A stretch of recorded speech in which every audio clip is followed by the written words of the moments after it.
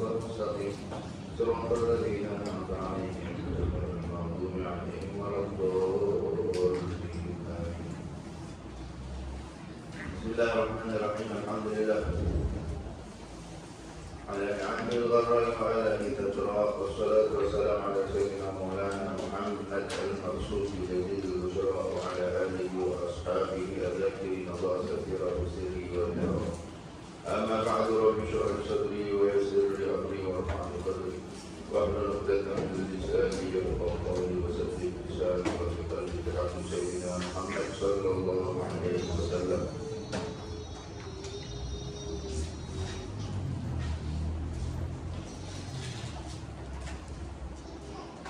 أما بعد، قال المؤلف الإمام قطب العلوم أبو حامد الغزالي رضي الله عنه ونفعنا به بعلومه وبعلومنا وبعلوم سائر إبراهيم الجزائر آمين.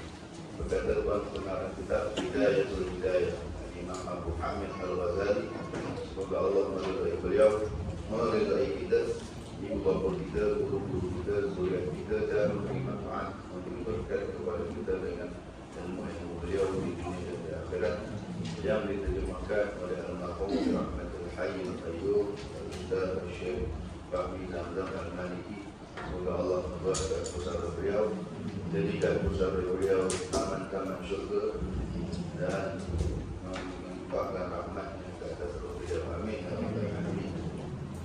Usulan 46 pada tajuk ke-12. Tajuk ke-12. Betul? Awak dibuat tajuk ke-12. Poin ke-6. Adab ke-6. Adab menjadi imam dan adab menjadi makmum.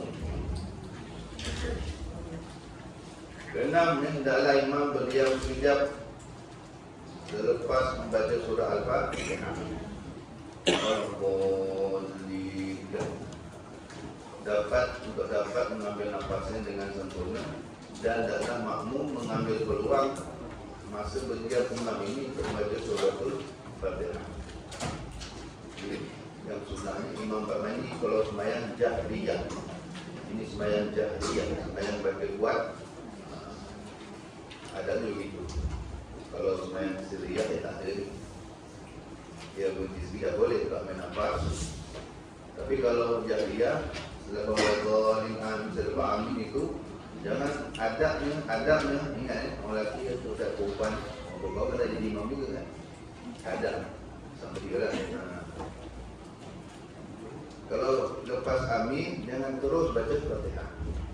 Kerana imam terlupa benda ni. Imam tak wajib, bukan haram tak. Ini adab. Adab tu dia bagus. Man lazimal adab, kata ulama, hadza a'la rutab. Man lazimal adab, hadza a'la rutab. Siapa melazimi adab akan mendapat setinggi-tinggi martabat. Makamnya tinggi di sisi Allah, di sisi orang. Orang kalau kita beradab, orang respect, orang mulia dengan itu. Dia kita bodoh tapi beradab. Daripada pandai tapi dia adab. Tak respect. Tak heran kita ambil juga pandai tak ada. Yang penting adab. Adab penting. Jadi antara adab jadi imam, jadi pemimpin ni, raihkan makmum. Raihkan anak buah. Jangan pernah tinggalkan anak buah. Gitu. Macam Nabi SAW. Nabi tak pernah tinggalkan kita tuan-tuan. Takkan masuk surga dulu. Nabi masuk surga pun keluar balik. Bila tahu kita masih ada, memang tahu pun. Kerana sekarang nak tolong, nak bersama nanti. Lepaskan seorang-seorang merah. Lepaskan. Sampai dah tak ada. Atau dah habis dah syafaat. Kota syafaat Nabi SAW. Yang tak tahu banyak.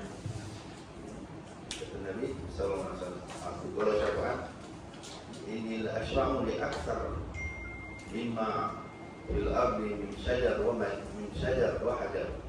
Pertama qala Rasulullah SAW, aku akan beri syafaat untuk mataku di akhirat lebih ramai daripada bilangan syajar dan hajar, daripada pokok dan batu.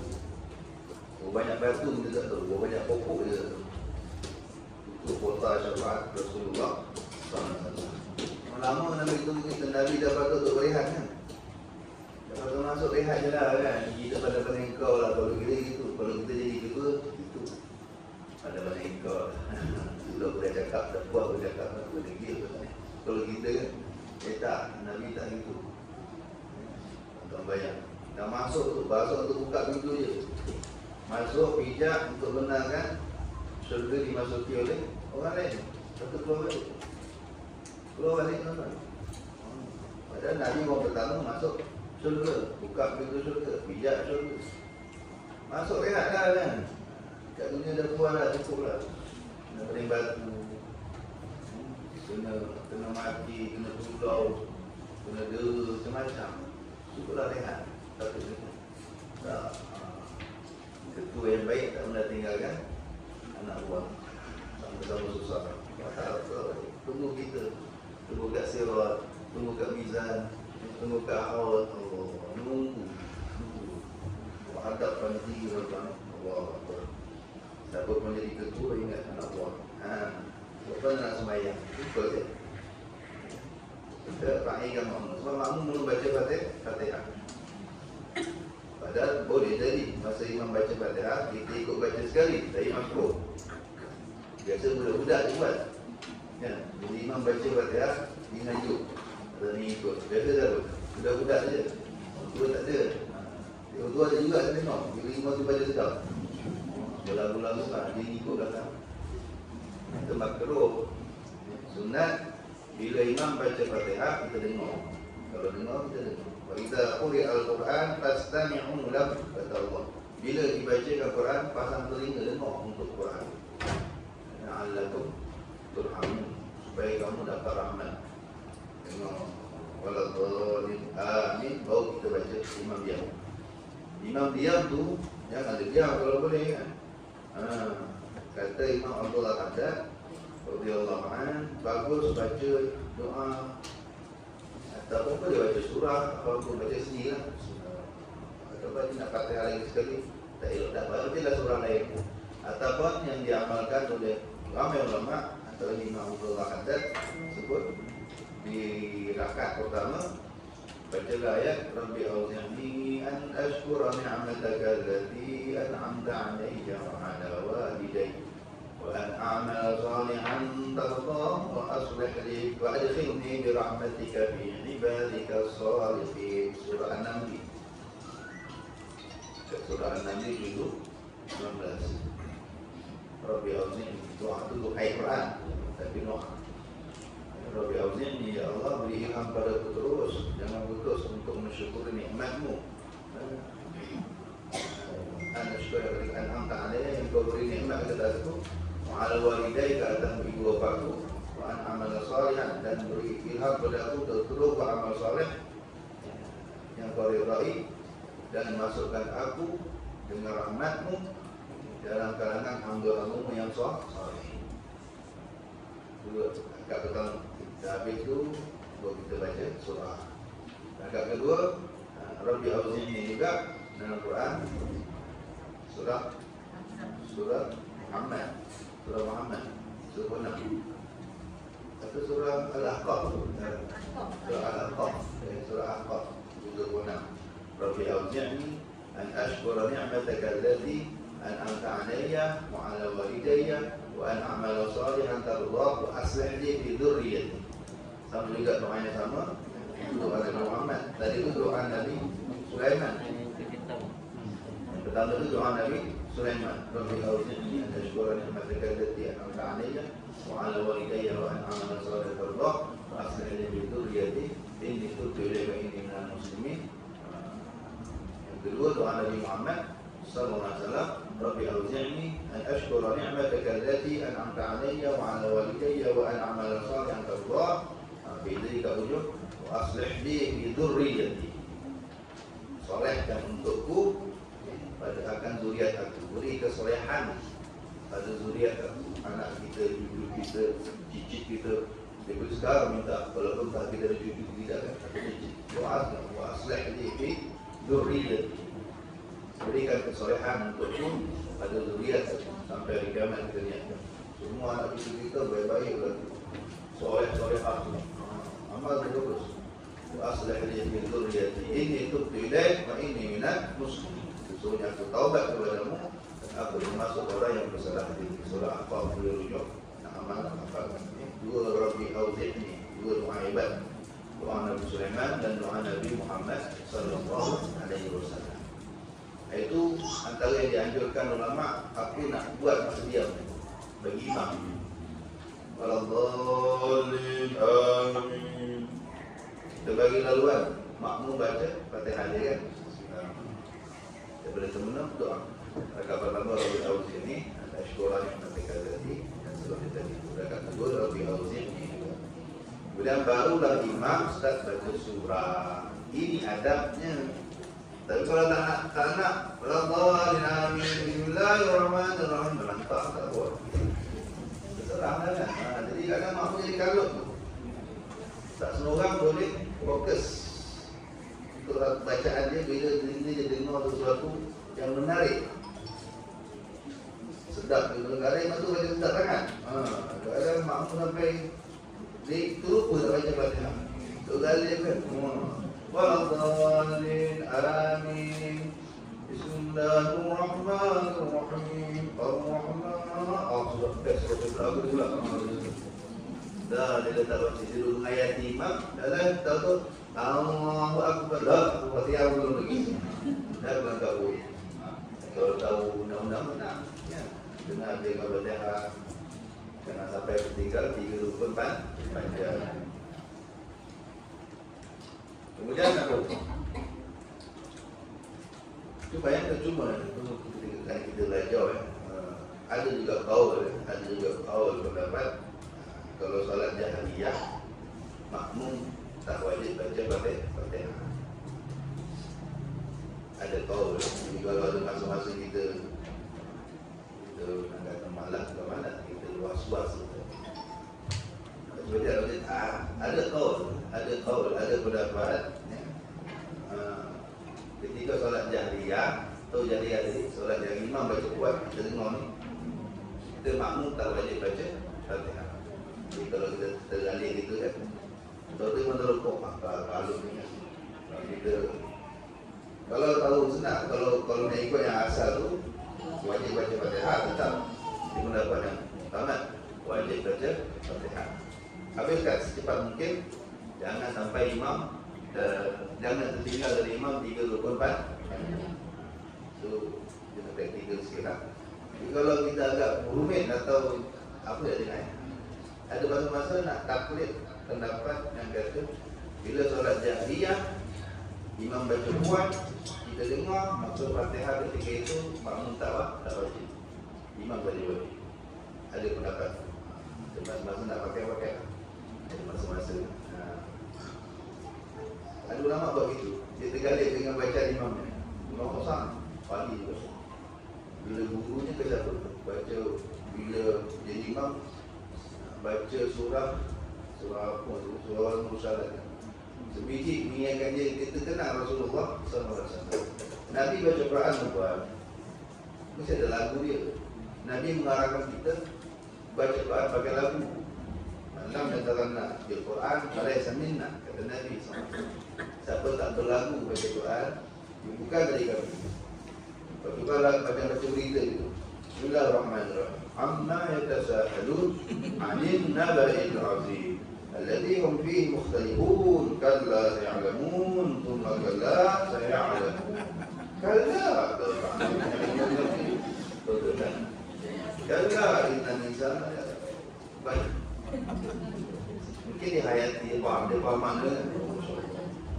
So dia cakap bagus, ada tu juga bagus lah. Tapi Nabi dan sahabat Nabi SAW dah keluar arahan, man lam yataghanna bil Quran, siapa tak berlagu dengan Quran, Falaisa minna, dia bukan dari kami. So kena lagu. Nah, takkan Nabi baca luruh itu. Nabi juga ada makfamat juga kan. Mau belajar tarawih tu lah. Ada rendah, ada tinggi, ada rendah, ada lagu ni. Cuma lagu dia tu tak cara-cara orang. Lagu Nabi yang lagu Nabi tak cara orang tahu. Tak ramai yang dapat sanadnya. Dan ada, bukan tak ada, pasti ada lah. Ada beberapa sahabat yang kalau baca sebiji macam Nabi baca. Aku mesti ada keluarga dia keluarga. Ulama-ulama zaman sekarang banyak yang tak tahu, banyak yang tak dapat. Tapi ada. Termasuk wali Allah tadi ni. Jadi guru dia jadi imam, baca Quran, ikut lagu Nabi Muhammad SAW, dia jadi tergalim. Contoh dah rokok. Dia kena gaul. Kenapa tak ikut imam kan buat pelik. Kata makmum, tapi imam dah rokok, kata rokok, imam dah sujud, kata sujud. Dia kata, sudah, aku tak pelik. Pendapat yang kata tadi, dalam solat jahriyah, bacaan Fatihah makmum tidak wajib. Yang baca kuat, rakaat yang baca kuat itu. Ya ada mazhab lain, mazhab lain tak perlu lah. Ini masih dalam mazhab Syafi'i. Itu hebatnya mazhab Syafi'i. Ulama itu terlalu ramah. Dan muktabar, banyak yang muktabar. Juga kita tak perlu bina mazhab pun sebenarnya. Untung orang duduk dalam mazhab Syafi'i. Tak perlu sampai kita bina mazhab. Yang Mekah kampus itu kan, kita tawak pada terlambat-lambat makcik-makcik Pakistan tu kan. Terlambat-lambat Mupah Bangla tu kan. Kita tak batal wuduk. Pasal apa? Kita ikut apa tu? Kat sini jangan. Kat sini jangan buat. Kat sini selama tergesa dengan isteri kita batal wuduk. Kat sana darurat. Kata dah. Tak nampak apa tu. Jadi kita tak pelik. Banyak jemaah disuruh taklid mazhab apa? Maliki. Mazhab Maliki kan mazhab Hambali. Yang mengatakan sekadar betul saja tak terlalu wudu, tapi risiko dia tuan-tuan. Bila tukar mazhab dalam satu bab wudu, kena follow A to Z ke seluruh bab wudu. Rukunnya, syaratnya dan pembatalnya. Bukan bab batal yang kita ikut, bab rukun kita tak ikut. Contoh dalam mazhab Maliki, dalam mazhab taklid mazhab Maliki, sekali mazhab batal lah. Segala sesuatu bijak tak batal.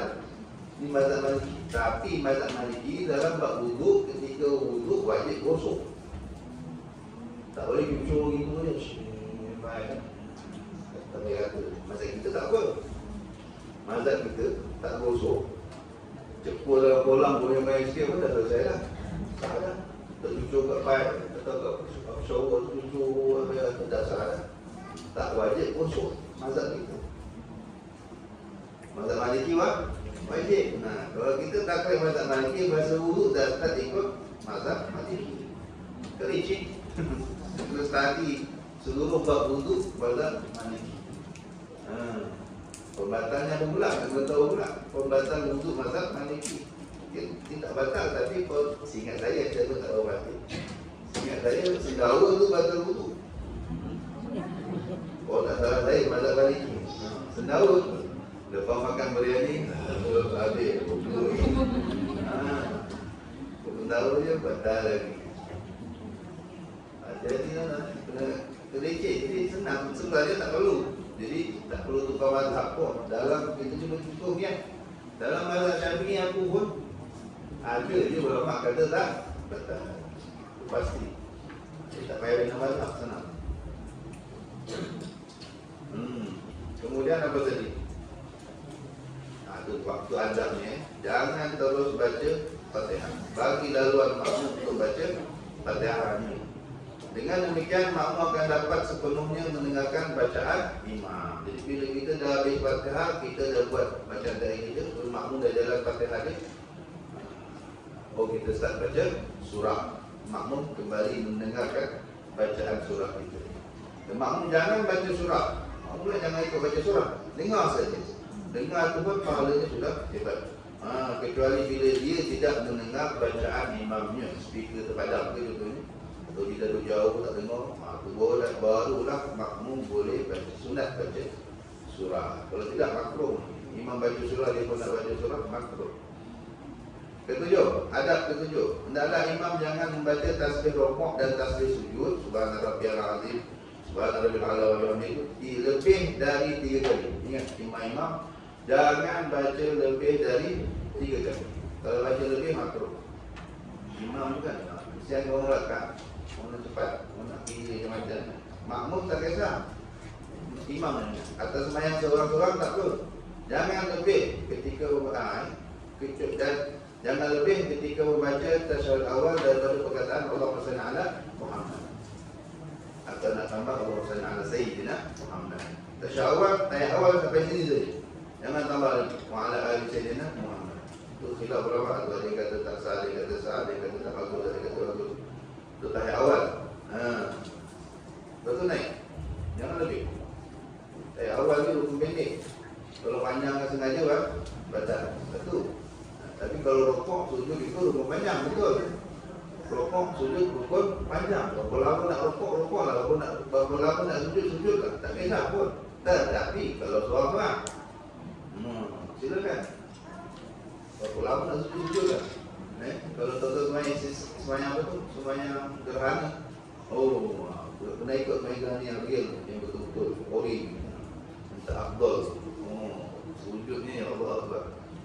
Sujud itu berapa lama ni? Berapa minit? Sujud dan rukuk ni semua lama. Semua tasbih cukup lah, semua tasbih. Jadi jangan lebih. Cukup 3. Kalau lebih makruh. Ataupun kena tanya makmum semua. Makmum khas. Ada dengan tempat makmum khas.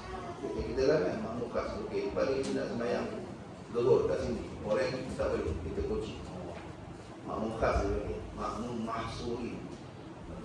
Semua okey, kita tanya ini kali kita nak sembahyang zuhur yang anggaplah zuhur terakhir kita juga. Alhamdulillah, anggap saja. Ini zuhur terakhir kita. Jadi kita buat, kita akan rokok sampai baca tasbih 11 kali. Rokok, sujud, kita tasbih sampai 11 kali. Setuju? Setuju. Semua setuju? Setuju apa ni? Semua reda? Imam panjangkan? Boleh. Kalau tak reda, tak boleh. Ataupun di masjid tepi jalan, ramai orang datang, tak boleh. 3 cukup. Imam subhanallah rabbil azim wa bihamdihi, subhanallah rabbil azim wa bihamdihi, subhanallah rabbil azim wa bihamdihi. Jangan lama-lama. Ketujuh, dari imam jangan baca dari rukuk, tak sujud lebih dari 3 kali, jangan lebih ketika membaca tasyahud daripada perkataan Allahumma shalli ala Muhammad sallallahu alaihi wasallam. Yang ke-8, adalah imam jangan baca selain daripada surah Al-Fatihah pada 2 rakaat terakhir pada sembahyang yang 3 rakaat atau 4 rakaat. Itu tak sunnah.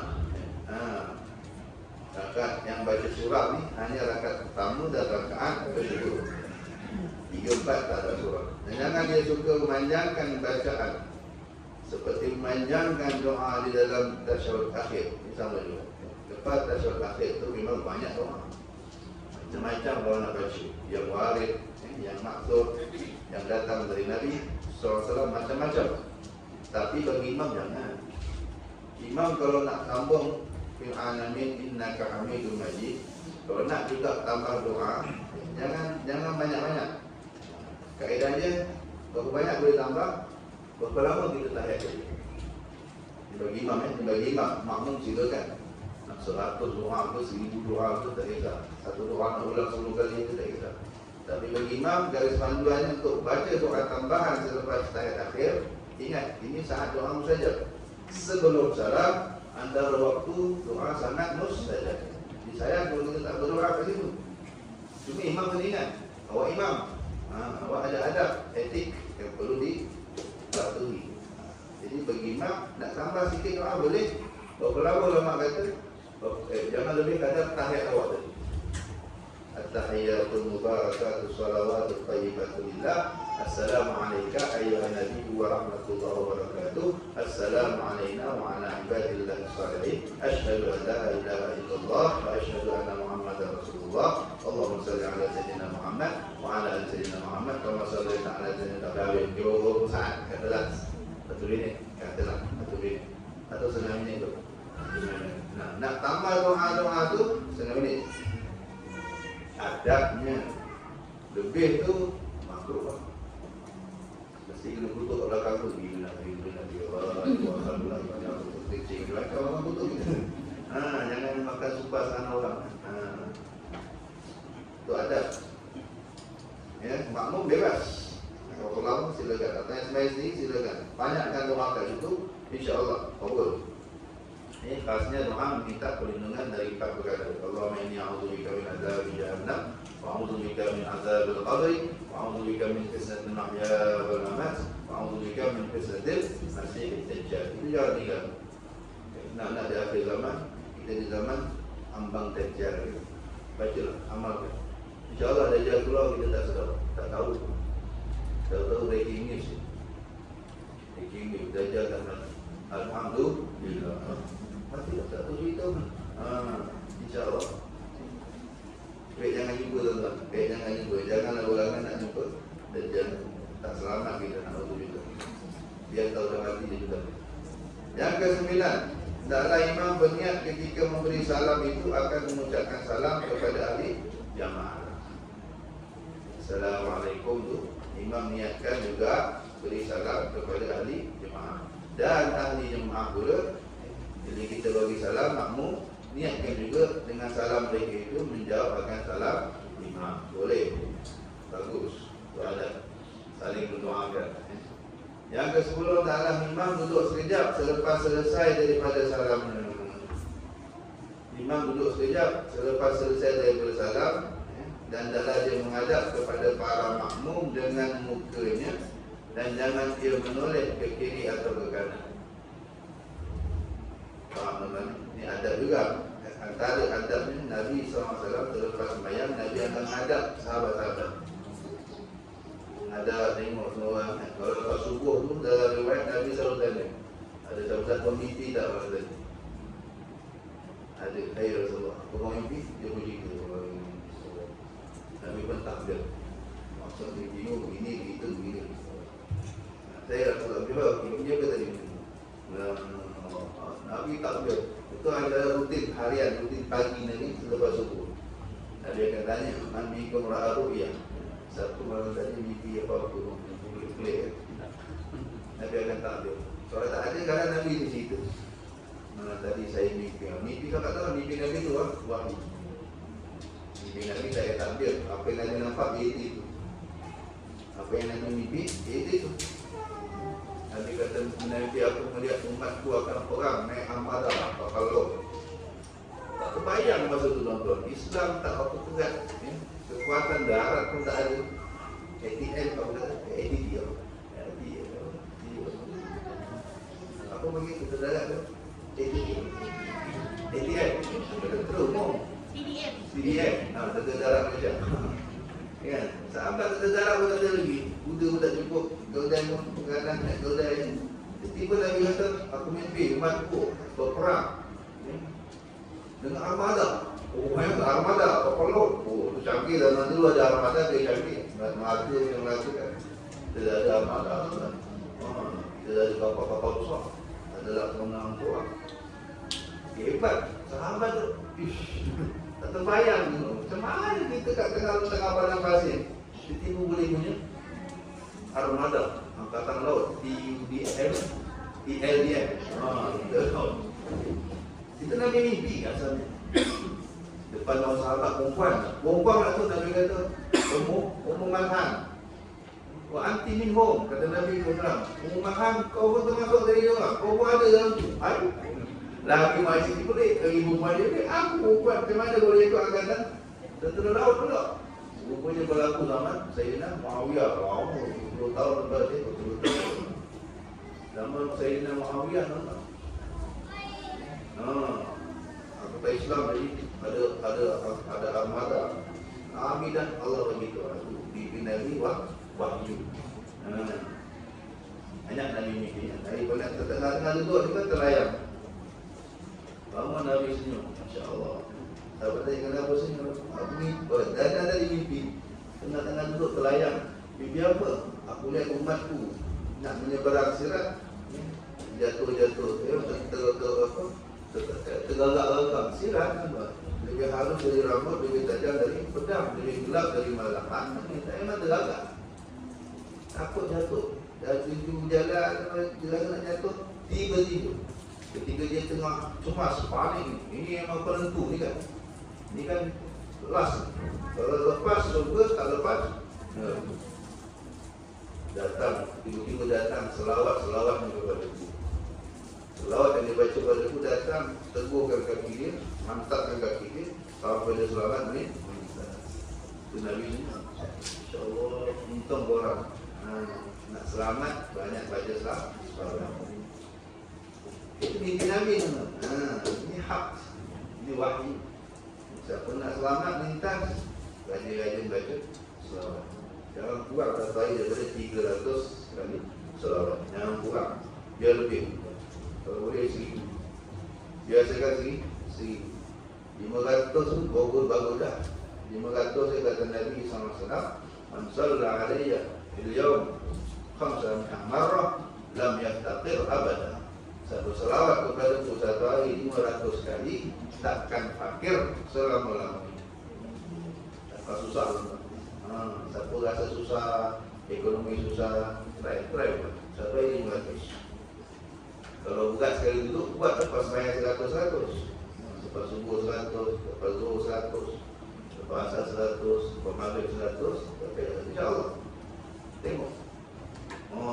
Allah tunjuk mula-mula kelebihan selawat tu banyak. Al-Imam As-Sakhawi, Al-Hafiz As-Sakhawi karang kitab tebal ni kata Al-Qaulul Badi fi salati ala Nabi Syafiq sallallahu alaihi wasallam. Tentang selawat tebal Al-Qaulul Badi, cerita selawat. Waktu bila kita sunat selawat, selawat apa nak baca, hukum selawat, kelebihan selawat. Banyak kelebihan selawat. Tapi yang mula-mula manusia akan nampak, kata ulama, dalam banyak-banyak kelebihan selawat, yang mula-mula orang akan nampak rezeki. Tak cari test, try tengok buat. Buat 500 tapi jangan kurang. Istiqamah. Mulakan sampai 500. Buat 100. Mula-mula yang kau akan nampak, ulama kata rezeki dia mencurah-curah macam hujan. Bukan biasa-biasa. Dan kita sebut rezekinya kalmatar. Rezeki dia macam hujan. Tuan-tuan bayang. Boleh viral kata. Mana kawan yang susah tu. Yang kerja sedikit ke, kena buat video tu. So jangan. Yang lain yang cakap, kelebihan lain yang cakap lah, terlalu banyak. Yang sakit sembuh, yang kronik, sakit kronik, yang nak mati, tak ada mati. Banyak lah. Yang nak mati, tak ada mati tu lah. Yang orang tak tahu lah. Yang lumpuh, yang buta, semua banyak lah. Orang selawat ni luar biasa. Jadi mimpi Nabi itu hak. Nabi mimpi tengok umatnya punya kesan selawat, boleh selamatkan. Ketika meniti sirat, itu yang boleh penting. So banyak-banyaklah selawat. Jangan kurang 300 jangan kurang. Nak buat rezeki berapa? 500. Kalau rajin 1000. Kalau 1000 lah Masya Allah. Dalam hadis, man shalla alayya alfan, siapa selawat kepada aku 1000, zahamat katifu katifi ala babil jannah, bahunya menggeser bahuku di pintu syurga. Masuk syurga dengan Nabi Muhammad SAW. 1000. Dan hadis saya, lam yamut hatta yara maq'adahu fil jannah. Dia tak akan mati sebelum mati Allah tunjukkan tempat duduk di dalam syurga. Jadi sebelum mati tu Allah dah video kan, macam video tu tak tahu lah. Allah dah tunjuk ni, kau nak pergi kat sini tau, kau nak pergi sini. Maka itu yang kita lupa anak, lupa isteri, lupa suami, lupa rumah besar, lupa. Akhirnya rasa mati, sakit mati tu pun tak rasa. Tak sabar nak pergi, excited tu. Bila orang pikul, berdesut, jenazah macam angin. Pikul je kata. Tak sabar nak pergi. Allah dah tunjuk, kau nak pergi sini. Macam kita kan, kita nak pergi cuti kat mana? Excited. Di Bali, mana? Ini, excited. Tak tidur malam. sikit. Semangat. Untung orang yang ahli selawat. Seribu. Usahakan. Tiap malam jangan tidur kalau belum habis 1000. Ada orang amal satu malam mimpi jumpa Nabi SAW. Dalam mimpi tu Nabi kata kat dia, mai sini mulut yang setiap malam selawat untuk aku 1000 kali. Mai sini mulut kau. Yang mimpi laki kata orang soleh. Mai sini mulut kau yang setiap malam 1000 kali selawat untuk aku. Nabi nak cium mulut dia. Dalam mimpi tu Nabi minta, apa Nabi nak cium mulut kau? Dia segan lah. Nabi cium kan, kau bila dari nak juga. Nabi dia dari kalau kita tak ada masalah. Nabi walau ini segi hukum tak ada masalah hukum kan. Nabi bukan alam kita. Kita alam apa mimpi je pun. Cuma dia segan lah. Kalau Nabi nak cium mulut saya kan. Tapi Nabi letak juga, nak cium juga mulut dia. Dia pun dia bagi ini kok. Dia bagi pipi je. Kena ke pipi dia. Tersedar. Sedar-sedar satu bilik wangi. Wah, macam ni, mana tak wangi? Tapi isteri dia tengah tidur pun terbangun. Bang, wangi bang. Wangi tu wangi, luar biasa wangi. Cari dia punya bau. Oh, pipi wangi sampai gitu. Ambil suami dia. Ambil isteri. Dalam luar itu 8 hari tak hilang. Walaupun dia wudu, walaupun dia mandi, 8 hari tak hilang bau bibir Nabi Muhammad sallallahu alaihi wasallam. Bau kasturi. Bau kasturi. 8 hari tak hilang. Masya-Allah. Itu hebat dalam Allah. Bulan-bulan Maulid ni banyak-banyak telah selawat. Apa kata lagi gila-gila pun. Ya. Jadi lepas subuh atau lepas sembahyang, makmum imam sunat ngadap ke makmum. Boleh. Kalau tak nak ngadap pun tak apa, ngadap kiblat saja terus boleh. Ada riwayat lagi ngadap kanankan makmum. Kanankan makmum begitu. Ada riwayat dia banyak, ada beberapa riwayat. Ada riwayat Nabi tak ngadap, kiblat saja lepas solat. Ada riwayat separuh mana apa? Kanankan makmum. Ada riwayat afdal diwajib Nabi ngadap dengan muka terus bebas, kecuali tuan dan imam di Masjid Nabawi. Masjid Nabawi sini mihrab, Madinah sini mihrab, sana makam. Betul tak? Betul tak? Itu belum pernah begini. Sini kiblat betul, mihrab. Makam Nabi itu kan yang hijau. Siapa jadi imam sini, lepas sembahyang jangan bagi. Sebab apa? Dia ada membelakangkan Nabi Muhammad SAW. Jadi kalau nak menghadap tangan. Muhammad SAW. Ataupun menghadap terus. Ulama kata jangan sekali buat begini. Kalau kat Malaysia bagus sunnah. Malaysia sunnah. Lepas main kiri kan, ke kanan kan, makmum kiri kan kiblat. Di Madinah di Masjid Nabawi jangan. Di Masjid Nabawi jangan. Ini biada. Oh, jadi tuan-tuan. Jangan terpengaruh dengan api kita tengok kat sana. Sekarang ni mau orang pengajar banyak tu.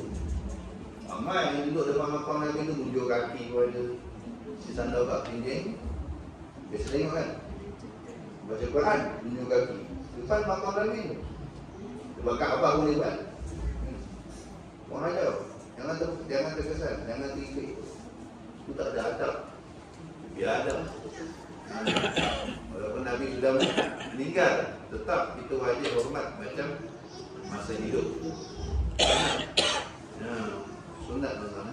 Ulama-ulama kata orang nak mati, sunat kita hormati macam dia hidup. Macam mana dia hidup? Macam tu dia dalam kisah, kita tak ada langkah kubur. Sebab kalau orang hidup, kena langkah. Apa perasaan kita hidup kena langkah? Jauh. Tak boleh. Kalau kita faham bentuk manusia itu kan bentuk nama Muhammad. Allah cipta manusia ni luar biasa. Semua ni manusia adalah tulisan, kalau itu kan, kalau kita lakar buat orang gigi. Maulidi itu ialah tulisan Muhammad dalam khat kufi, dalam bentuk khat kufi. Ini dua tangan, ini perut, ini kaki. Kalau kita tegakkan dia juga kan.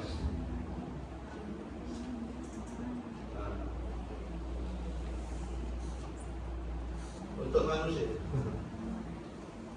minhak mental. Sebab kata ulama, ajaib manusia ini, makhluk yang paling Allah sayang, rupanya bentuk nama kekasih Allah juga. Muhammad sallallahu alaihi wasallam. Lagi kita angkat. Kalau kita tahu manusia ini tulisan nama, jelmaan tulisan nama Muhammad. Sebut kata Syekh Yusuf bin Ismail bin Al-Hani radhiyallahu anhu. Wajah hebat manusia ini. Kita tengok orang Allahumma shalli ala Muhammad, Allahumma shalli ala Muhammad, Allahumma shalli ala Muhammad. Tak ingat syurga itu termasuk penuh Muhammad. Dalam syurga ni dinding, tiang, pokok, daun, kening malaikat, leher bidadari, kaki aras, tiang aras, semua nama Muhammad, Muhammad, Muhammad. La ilaha illallah Muhammadur Rasulullah sallallahu alaihi wasallam. Nak tunjuk betapa cintanya Allah kepada Nabi Muhammad sallallahu alaihi wasallam. Kita ketawa rasa zaman cerita-cerita monyet, ingat tak? Tak buku teks dulu nama awet. Tak buku teks semua. Macam buku surat lagi. Nama kekasih ni kan. Kat jamban tulis. Kat pintu bilik. Semua buku kita tulis. Kat meja jangan lah. Penuh. Saya taruh pakai apa? Pakai pisau lagi. Tak pupuk lagi. Cinta. Ungkapan cinta. Boleh bayang macam mana cintanya Allah kepada Rasulullah SAW.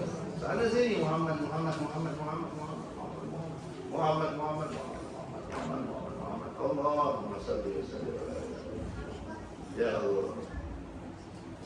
Jadi gitu Kalau lepas ayat, adabnya imam 3. Di sini yang dipilih oleh Imam Ghazali mengadab sepenuh, mengadab seluruhnya kepada makmum. Dalam kitab-kitab lain ada riwayat-riwayat lain mengkanankan makmum kecuali di Masjid Nabawi, mengkirikan makmum atau kiblat saja atau menghadap terus, ataupun boleh juga dari riwayat lain dasar menghadap kiblat sampai selesai. Nah, imam tunggu sekejap. Makmum punya adab, jangan bangun sebelum imam bangun. Beradab. Jadi kalau darurat, ada kerja, bangunlah. Tapi zaman sahabat tak berani bangun. Kebanyakan sahabat, boleh apa kata semua sahabat, kalau tak darurat, tak ada yang berani bangun kalau Nabi belum bangun. Itu ada kelebihan juga. Ada pahalanya juga.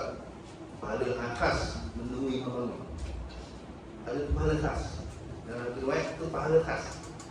Sembahyang satu cerita, zikir satu cerita. Itu cerita lain. Sembahyang ada pahala, zikir ada pahala. Nunggu imam, kita sabar nunggu imam bangun tu. Imam dah bangun baru kita bangun. Demi adab, ada pahala lain. Dan jika ada jemaah perempuan di kalangan makmum, maka taklah mereka bangkit lebih awal. Jaga kita lah. Mak belakang, mak bangun dulu. Ikut. Jangan semua nak keluar laki orang itu dah tu. Jadi adabnya gitu. Dia perempuan keluar dulu.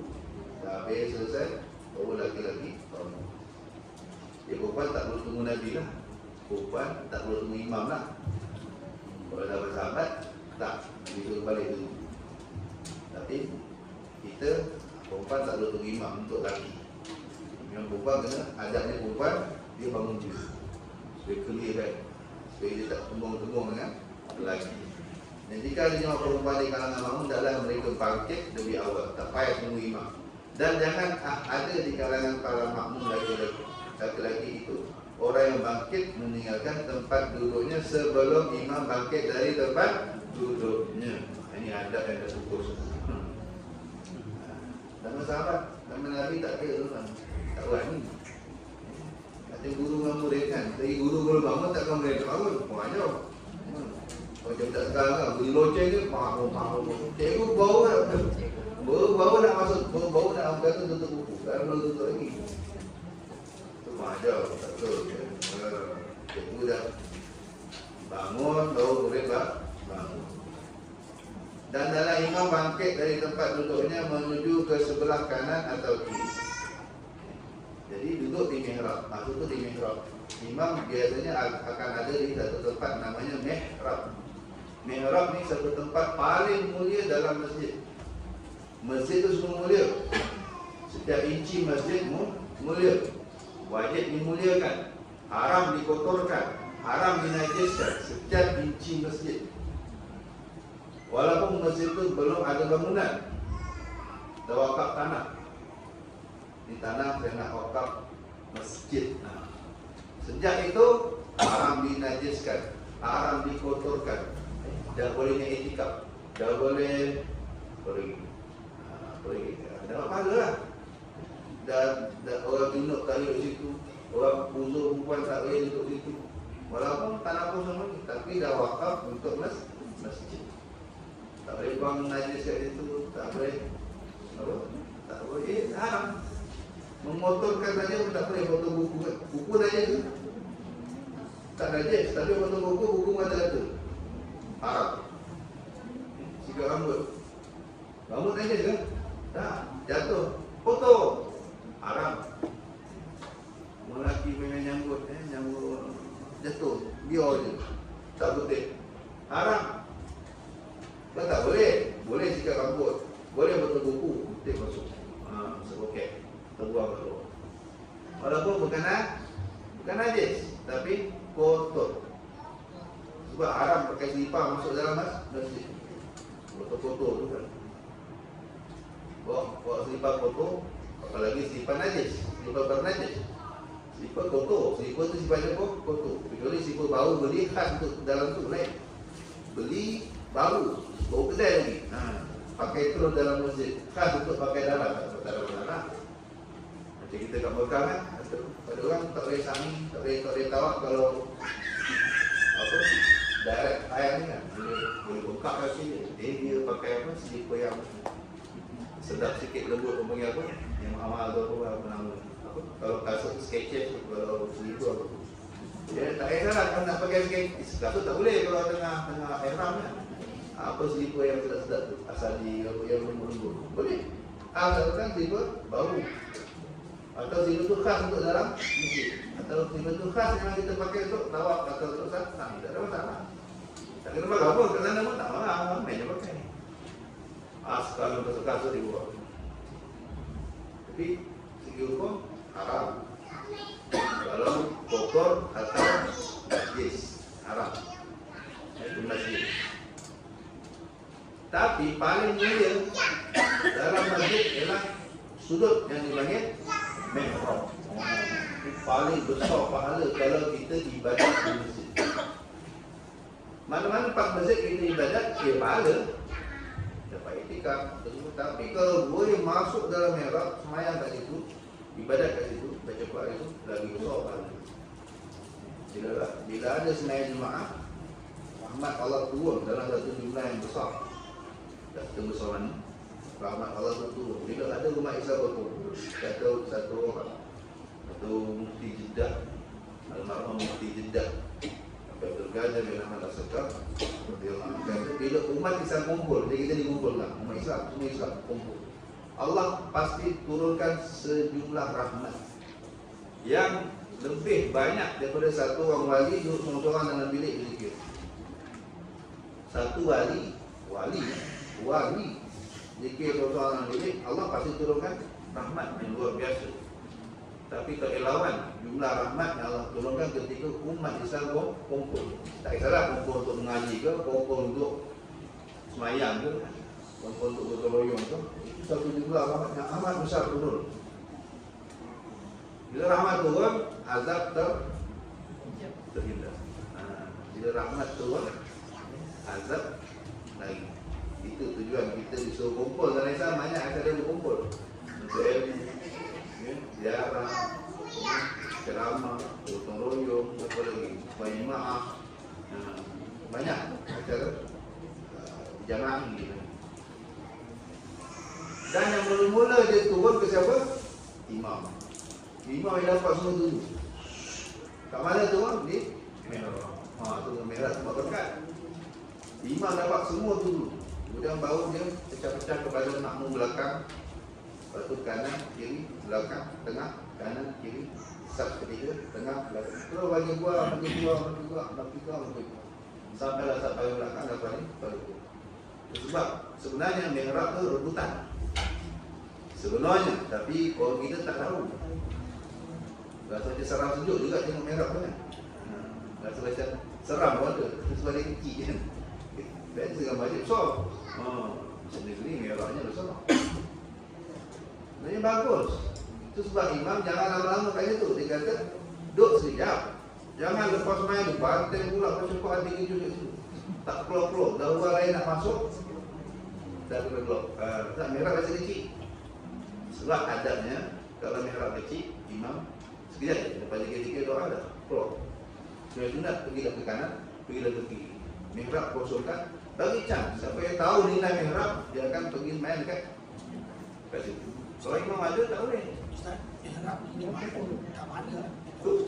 Ini tempat yang tempat imam tu, yang apa? Yang melekuk. Ada sekarang masjid Mihrab tak difungsikan. Banyak sekarang Mihrab tak difungsikan sebab tak ada. Bila ramai baru imam masuk dalam tu. Yang melengkung tu. Ke depan ni kita apa? Ni apa? Ini kiblat. Dekat ini kiblat. Kan masa melekuk, ada ruang lekuk tu macam ni. Tak kisahlah, ada. Kalau masjid baru ni kotak itu je. Masjid baru ni kan. Dia kotak je. Lepas tu kanan ada bilik azan.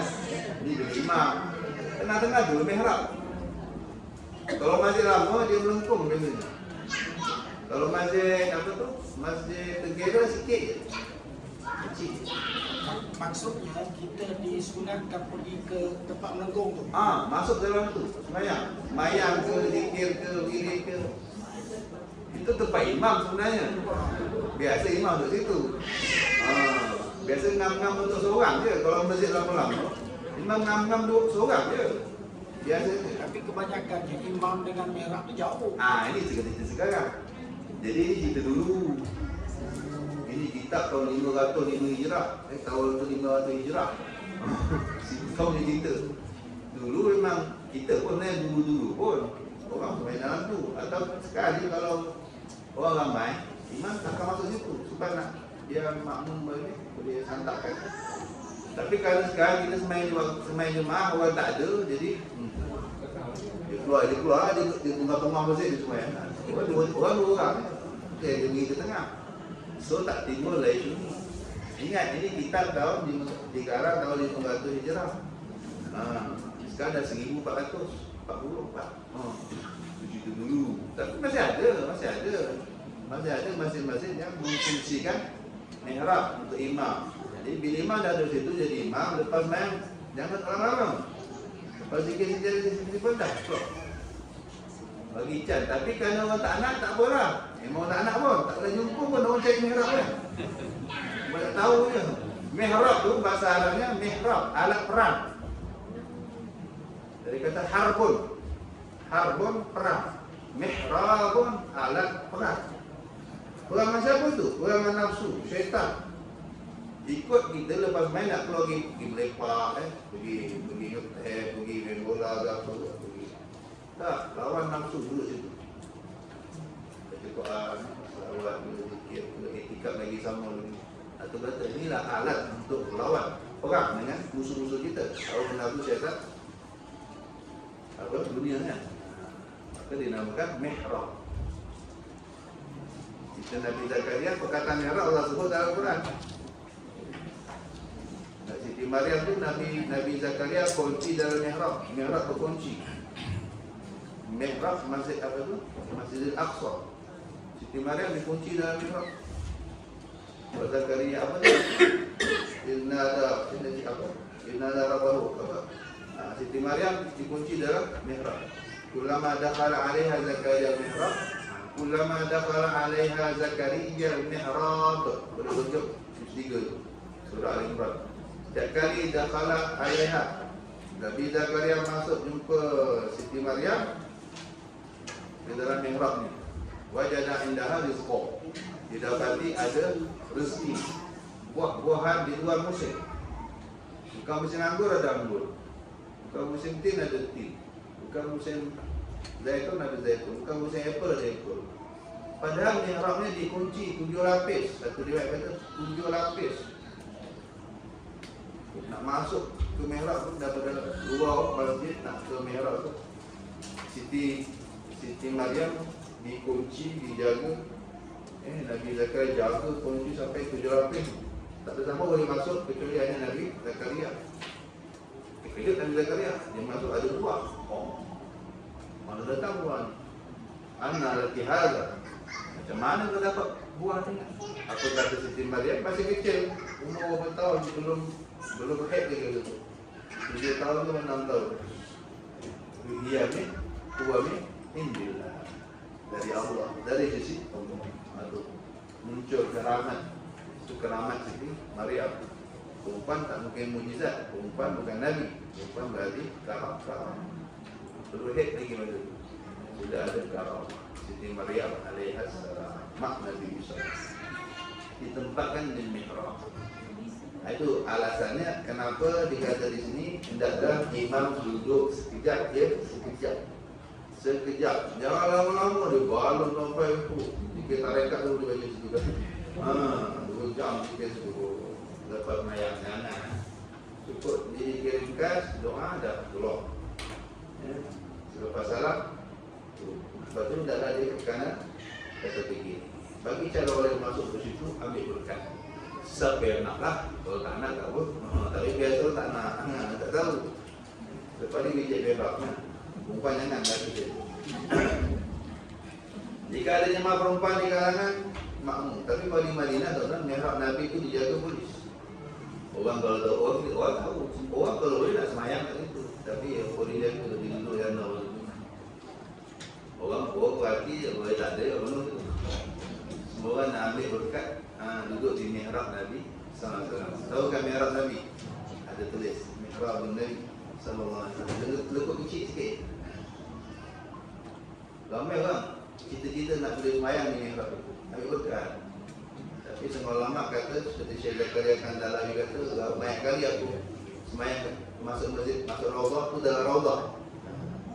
Hati nak sangat, tapi rasa macam tak layak, rasa macam orang ajar pada juga. Itu lain-lain orang lah. Ada orang tak kisah, tak ada masalah, dia hukum tak ada masalah. Niat kita ambil berkat. Ada sahabat yang buat begitu. Ada sahabat yang semayang. Mana Nabi semayang, situ semayang. Apa Nabi itu, mana taruh kaki Nabi semayang, situ semayang. Seperti Sayyidina Abdullah bin Umar radhiyallahu anhu. Nabi semayang kat mana, situ semayang. Nabi pergi je dulu. Mana Nabi duduk, pernah dia cium tempat duduk Nabi SAW. Kalau tidak pun dia pegang,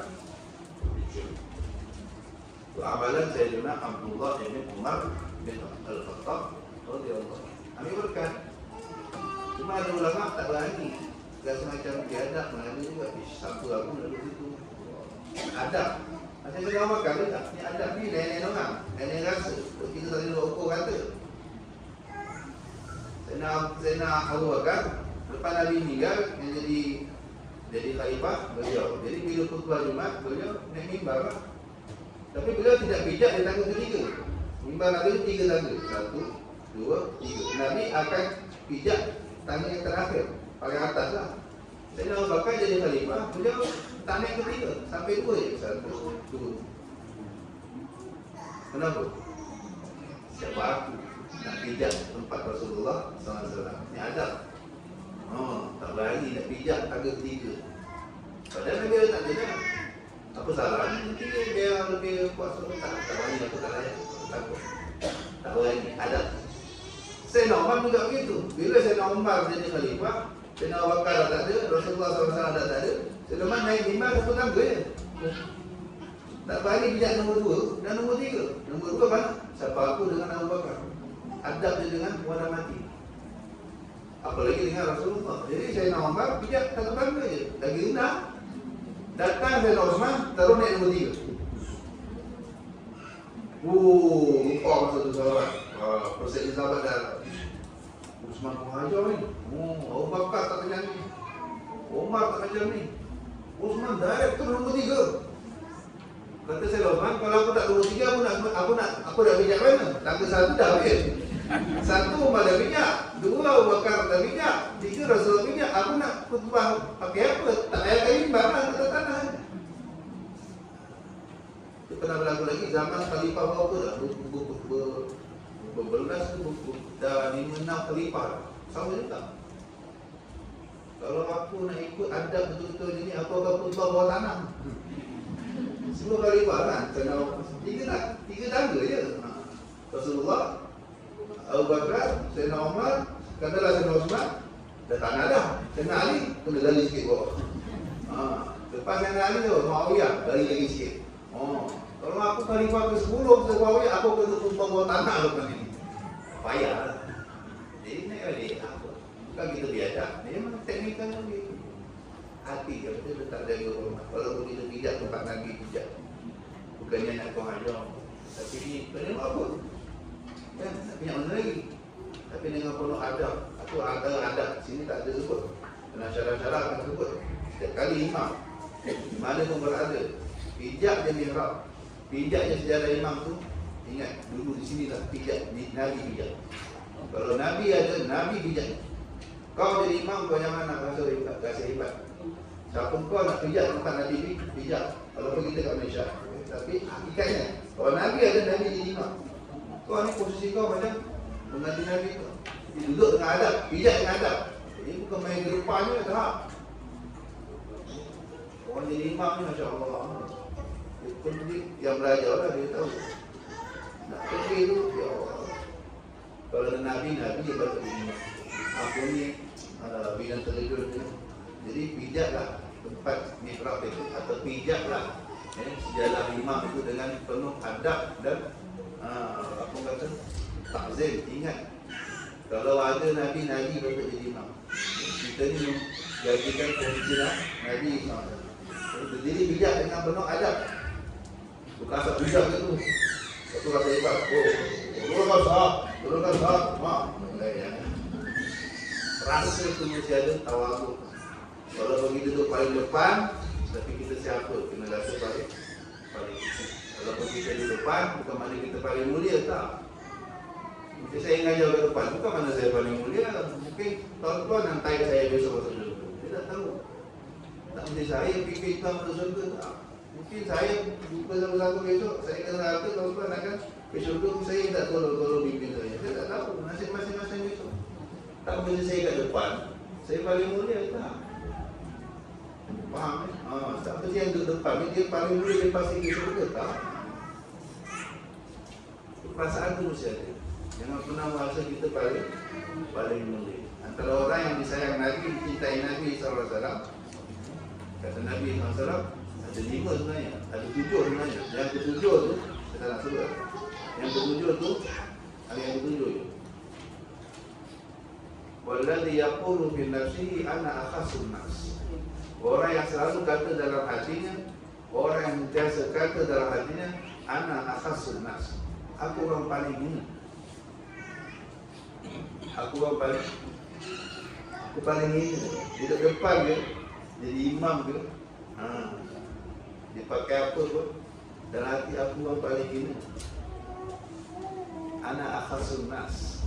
Aku orang paling ini, tak pernah rasa hebat, tak pernah rasa mulia. Ini orang yang dicintai Nabi Sallallahu Alaihi Wasallam. Hati-hati orang. Orang yang rasa dia mulia itu hati anak buah syaitan. Pernah dalam masa Nabi SAW hidup lagi, pernah viral satu anak muda, terkenal kesolehan. ibadat anak muda. Baiklah, jadi buah mulut. Satu hari dia masuk dalam masjid, masa Nabi dengan sahabat, dengan kuliah ke dengar apa tu, dia masuk. Oh, semua mata tengok. Budak viral. Tengok dengan takjub dan kesolehan dia lah. Terwarakkan dia harus semua. Tapi tengok muka dia, terus dia balik. Dia duduk depan Nabi sama-sama. Nabi tanya dia, apa? Masa kau masuk tadi, lebih kurang, saya ingat lupa cerita dia. Masa kau masuk tadi, kau kata dalam hati kau yang terbaik daripada semua orang, betul tak? Kau ada rasa dalam hati kau lebih baik daripada semua orang yang ada, lebih soleh, yang baik daripada banyak ibadat.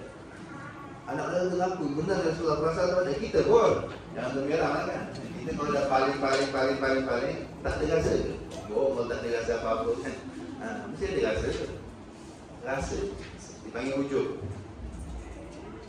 Benar Rasulullah. Kerana itu aku melihat kesan usapan tangan syaitan di muka. Syaitan dah belai muka. Oh, ni geng kita. Oh, kita. Aku melihat kesan tangan syaitan, belayan syaitan di mukamu, bukan malaikat. Aku tak nampak kau baik. Aku nampak kau ni anak buah syaitan, geng syaitan. Mesti kau ada rasa kau paling hebat, paling mulia, paling bagus daripada orang lain. Benar, taubat terus. Jadi orang merasa dia lebih hebat, lebih mulia daripada orang lain, bukan bagus. Syaitan. Jangan pernah merasa paling bagus, walaupun dah duduk tempat terbagus. Betul, tempat terbagus di depan. Di tempat yang bagus, bukan orangnya. Tempatnya bagus. Mihrab tempat terbagus. Guru tempat terbagus. Apa lagi? Apa-apalah kan? Tapi jangan pernah merasa paling bagus. Tetap rasa aku paling anjing lagi mulia daripada anjing lagi mulia daripada kita. Anjing tak masuk neraka, kita mungkin. Allah itu adab antara ada imam tuan-tuan. Imam ni orang hebat, dimuliakan, ditaati, tapi mesti akan diserang wujud dia. Sehingga Sayyidina Abu Ubaidah bin Jarrah radhiyallahu anhu, sahabat dulu, pernah jadi imam, diserang wujud. Jadi imam, tak tahu sebacanya sedap ke apa, diserang wujud. Rasa hebat. Lepas main dia cakap nama Allah ila aqumu abada. Demi Allah, aku takkan jadi imam lagi. Terus bensin tu.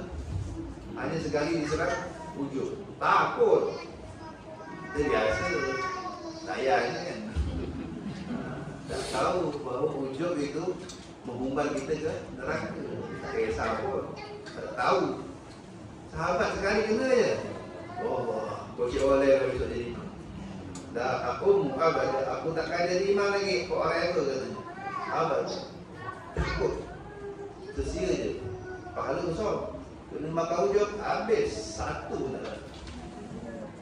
Alhamdulillah. Kena jaga lah. Susah nak jaga hati tu. Susah. Kena banyak selawat. Antara tips paling mudah nak bersihkan hati, jaga hati. Pertama mengajilah. Kena selalu mengaji ilmu tasawuf. Kalau kita selalu diingatkan. Macam nak muda tadi. Kalau Nabi tak ingatkan, apa nak ingatkan? Korang tahu Nabi je tu. Jadi ulama-ulama ahli tasawuf mereka pakar. Kita tahu dah masa bila orang kena wujud. Saat mana orang akan mudah kena wujud. Mereka tahu dah, mereka pakar. Mengkaji tahun 10,000 tahun dikaji. Maka dibutuhkan. Kita dulu baca kitab tasawuf, Nawar Bagi Hati. Bacalah kitab tasawuf, baca. Supaya kita ada yang nasihatkan, ada yang mengingatkan dari masa ke semasa. Sekarang kita terus dia datang cepat je. Datang sedar pun wujud. Orang alim tak selamat tuan-tuan. Ni kan kita jahil. Orang alim pun tak selamat. Sahabat pun tak selamat kena. Sahabat tu. Kita siapa? Orang pun kena lah. Mana kita ni dah sasar cegah masa depan masuk neraka. Hanya kerana wujud. Belum cerita lain. Belum kibir, belum sombong. Belum jalan-jalan kita. Wujud tadi kita dah apa? Satu ulama besar Syekh Zakaria Al-Ansari, ulama besar mazhab Syafi'i, umurnya 103 tahun. 103 tahun. Itu asalnya anak muda yang suka pakai serban besar-besar, niru gaya ulama. Orang jahil budak muda atau apa. Tapi bila kena ejek itu kawan, panas, tercabar. Oh, betul. Orang ejek Syekhul Islam pakai serban besar-besar. Macam Syekhul Islam zaman tu. Kena ejek di barat gitu. Allah yang aku takkan keluar azhar dari masjid Jami' Azhar sehingga aku betul-betul membawa gelar Syekhul Islam. Ngaji yang tak keluar. Dulu di masjid, masa tu Azhar beruniversiti, masih masjid Jami'. Jadi tidur itu atas soto masjid, atas slab masjid. Ada bilik-bilik, terus itu ngaji ngapal, turun ngaji, balik tidur ngapal. Ada makanan, putus. Jika ada mak apa hantar duit, makan apa ngaji, selalu tak makan. Kalau turun tempat sampah tengok orang buang, banyak orang buang kulit semangka, kulit apa? Kulit tulikan. Orang makan tulikan kan yang merah-merah tu, yang merah itu kan banyak lagi tinggal dibuang.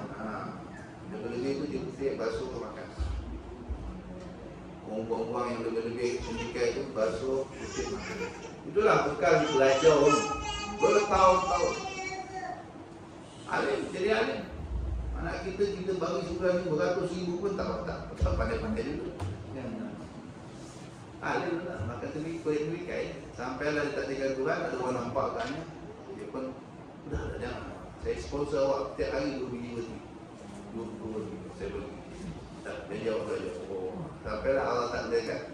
Ada Allah sponsor 2 pakai roti setiap hari. Allah. Tapi, bujadah lagi. Jadi alim besar tu.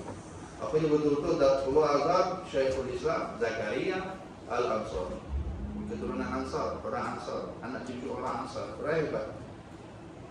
Jadi dia pakai serban besar-besar sampai lebih bahu. Dia lilit. Zaman dulu saya serban ikut ilmu. Imam kampung, imam majlis daerah boleh. Imam besar kan, sorry. Kalau mufti kan lebih besar. Kalau Syekhul Islam itu dulu ada dulu. Ya ada kelebihannya. Serban itu ada hadis. Siapa pakai serban, 1 lilitan Allah kasih 1 cahaya di akhirat. 1 lilit 1 cahaya, 2 lilit 2 cahaya, 3 lilit 4 cahaya. Dia sampai ke bahu. Layak satu layak dengan ilmunya. Oh, Syekhul Islam tingkat tertinggi, atas PhD lagi tu nak, bukan PhD, atas. Alim sungguh ilmunya tu. Mana bidang agama yang tak ada kitab dia. Syekhul Islam Zakaria Al-Ansari. Dan beliau ni hebat, selalu mimpi Nabi sama-sama. Selalu. Walaupun dia alim, dia tak, Masya Allah, ahli selawat. Mimpi Nabi biasa.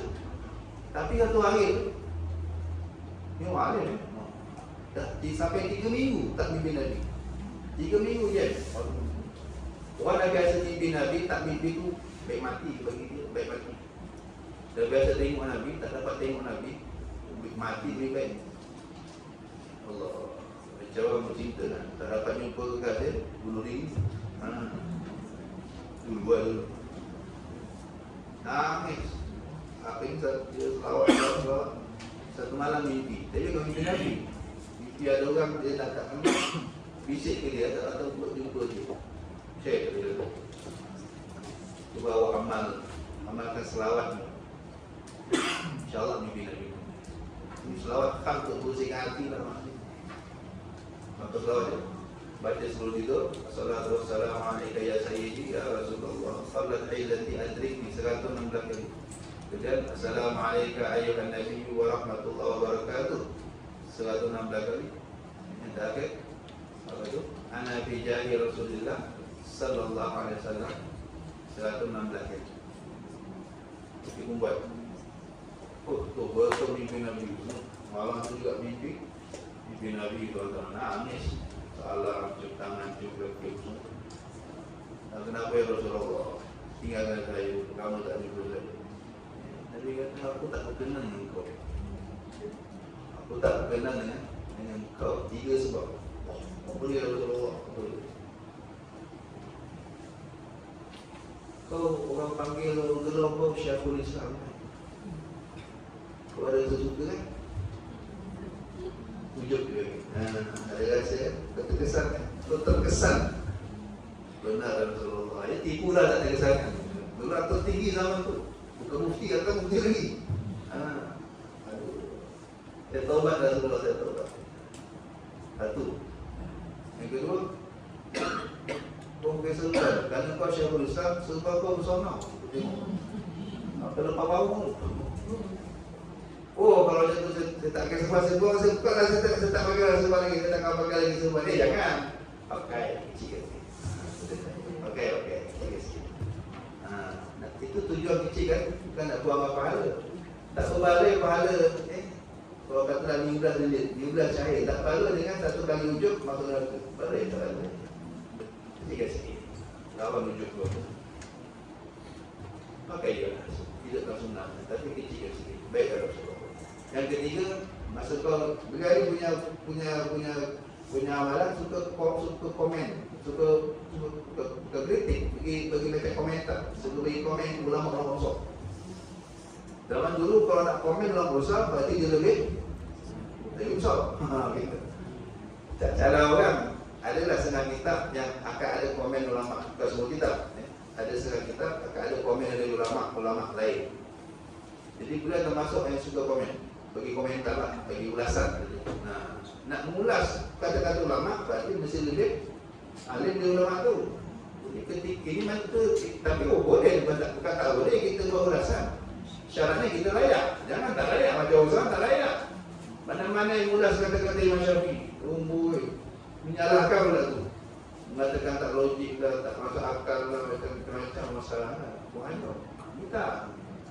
Tapi itu betul lah, kerana ada rasa hebat, ada rasa terkesan. Ketika buat komen tu, qul tu. Itu Islam dulu kalau buat komen atau ulasan kepada fatwa-fatwa ulama lain, mereka akan guna istilah qul. Kata saya pula lagi. Sekian. Qul tu. Bila ulama bahas, dia akan bicara qul tu kata saya. Ini kan pokoknya orang yang betul-betul hebat. Ketika dia tulis kultu tu, Nabi kata kau terkesan kan, hati kau ada rasa terkesan maknanya. Benar Rasulullah, saya taubat Rasulullah. Tapi itulah, kita tu boleh ada cetak. Kalau tak, saya tarik balik tu, dari bakar. Tak payah. Mulai ini saya takkan buat ulasan apa pun lagi. Tak berani lagi nak buat ulasan. Takut terkesan, takut diserang wujud dan kita terkesan. Serangan tu ada, cuma jangan kita terkesan atau tidak, itu saja. Ini perlu bimbingan, perlu latihan dan perlu bantuan Tuhan. Macam mana kita tak terkesan dengan wujud ini? Kita banyak kehebatan, tapi boleh tak terkesan. Oh, ini bukan cara-cara. Setelah itu barulah beliau mimpi balik. Setiap mimpi Nabi SAW sudah dah bersih hati, dia tak terkesan. Itu kena belajar lah. Panjang lagi cerita itu. Apa pun, minta pada Allah. Allah jaga hati kita, bersihkan hati kita. Antara ubat yang paling bagus ya selawat tu. Kerana beliau boleh mimpi balik Nabi SAW juga setiap malam sebelum tidur selawat khas dari itu. 116. Salatu wassalamu alaika ya sayyidi ya Rasulullah. Qallat ilati adrihi. 116. Assalamu alaika ayyuhan nabiyyu wa rahmatullahi wa barakatuh. 116. Akhir karena bijari Rasulullah, karena bijari Sayyidina Rasulullah Sallallahu Alaihi Wasallam. 116. Itu memang banyak orang dulu amalkan ini sebelum itu mimpi Nabi. Ada yang malam tu mimpi, ada yang selepas minggu, ada yang selepas 40 hari minggu lah. Bertebal kan kaki kita tu. Kalau tekannya tebal dia lama. Kerana 40 hari kita mimpi juga. Ini bertebal dulu. Penuh sungguh penyakit. Foto sungguh lah kata. Baca terus. Selawat ni fungsinya pembasuh. Dia macam pembasuh. Kalau nanti kita foto, dia basuh. Baca terus, jangan berhenti. Kalau cepat boleh mimpi Nabi, mana hati kita tak tahu tu. Orang yang boleh mimpi Nabi ni hati bersih lah. Tak ada sangka buruk dengan orang, tak ada penyakit hujung, tak ada penyakit sombong semua. Aku yang mudah, sangat mudah. Kalau sekali baca tu, mana mimpi Nabi. Allah, kita ni payah, tak hati kotor. Penuh sangka buruk, penuh ujub, penuh sombong, penuh sangka buruk dengan orang, sangka buruk dengan Allah. Banyak penyakit hati itu. Bersihkan dengan selawat, istighfar. InsyaAllah. Sampai situ dulu. Allah. Jadi kalau dah habis apa? Imam dah bangkit dari tempat duduknya menuju ke sebelah kanan atau kiri. Tetapi menuju ke sebelah kanan itu adalah lebih afdal. Jadi itulah pas main ni kita masuk ke mana tadi? Kalau kita masuk ke pintu kanan, dia pergi kanan lah. Kalau kita masuk ke pintu kiri, pergi kiri lah. Kalau kita masuk ke pintu depan, pergi depan lah. Kalau rasa tak nak mana-mana, nak duduk lagi iktikaf, pergi kanan. Sebelah kanan, fikirlah sampai kita keluar ke mana, itu tertib. Allah.